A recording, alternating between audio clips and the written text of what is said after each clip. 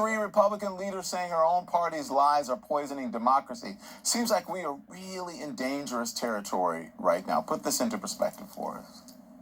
We are. We have a major party, one of their two major parties, that is in full flight from fact. It has become captive to its own narrative of grievance and disillusionment with reality.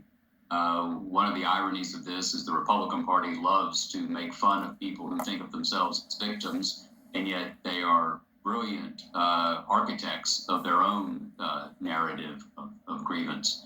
I think that Representative Cheney has a remarkable opportunity here. I think she's already taking advantage of it to be a kind of Margaret Chase Smith, the great senator from Maine, who in 1950, 4 years before Joe McCarthy was censured, 4 years before, she was the first person, the first Republican to stand up on the floor of the Senate and say, in a speech called the Declaration of Conscience, say that McCarthy was out of the mainstream of American tradition of fair play.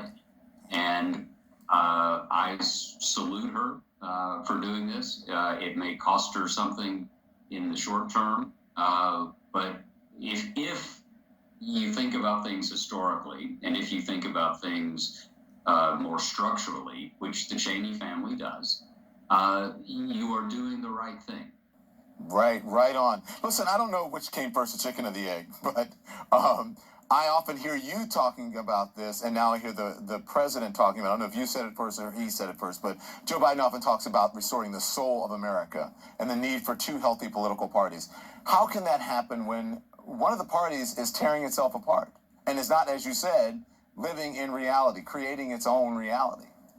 Yeah, if they were just tearing themselves apart, that'd be fine. The problem is they're trying to tear up the rest of us with them, right? This is not a GOP civil war.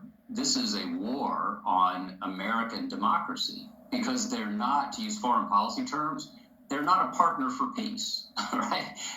In high dork foreign policy thinking, to have a negotiation, you have to have a rational actor on the other side. There is not a rational actor on the Republican side now. And I want to be very clear. This is not reflexively partisan on my part. I resisted the 1930s analogies. I'm not a Democrat. I'm not a Republican. I have voted for both. I'm George H.W. Bush's biographer, for God's sake. I mean, so I'm not exactly a flamethrower. I really, really believe that the Republican Party, as currently constituted and run, is no longer a viable, productive part of the constitutional democratic republic. And it's terrible. This is a party of, and there are people who don't like him, but again, the party of Eisenhower and Reagan and the Bushes, and disagree all you want, vociferously, virulently, but they were part of a structure that made sense, where you followed the rules. If you win one day and I lose today, my job in a democratic republic is to regather my forces and try to beat you in the next election. I don't just say, no, you didn't win. Yeah, that's not true.